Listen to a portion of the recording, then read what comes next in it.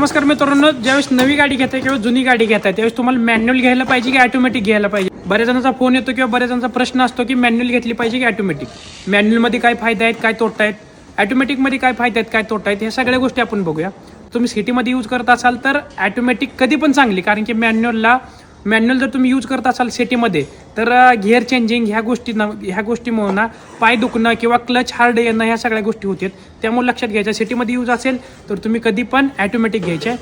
Ladies use करणार असेल गाडी तर कधी पण तुम्ही ऑटोमॅटिकच घ्या, कारण की त्या ठिकाणी लेडीजला थोडासा अंदाज येत नसतो मॅन्युअलचा. ॲव्हरेजची साईड बघितलं मित्रांनो तर ऑटोमॅटिक गाडी ही ॲव्हरेज कमी देते. प्रत्येकी 1 लिटर मागं 2 ते 3 किलोमीटरचा तुम्हाला कमी ॲव्हरेज भेटतो.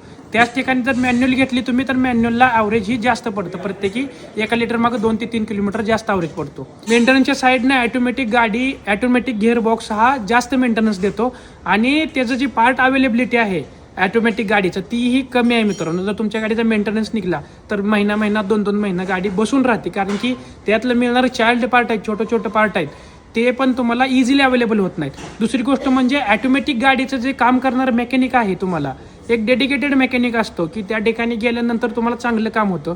ती बऱ्याच ठिकाणी म्हणजे खेड्याच्या ह्या साईडला तुम्हाला ऑटोमॅटिक गाडीवरती काम करणारं मेकॅनिक भेटत नाही मित्रांनो. तीच जर बघितलं तुम्ही मॅन्युअल गाडी तुम्ही कुठेतरी घेऊन गेला, कोणताही मेकॅनिक त्या गाडीवरती काम करतो. मित्रांनो काही छोटं मोठं तोटा आहेत, काय फायदा आहेत, तुम्ही सगळ्या गोष्टी लक्षात घ्या. मित्रांनो खूप महत्त्वाचा व्हिडिओ आहे. व्हिडिओ लाईक करा, आपल्या मित्रांबरोबर शेअर करण्या पेजला फॉलो करा.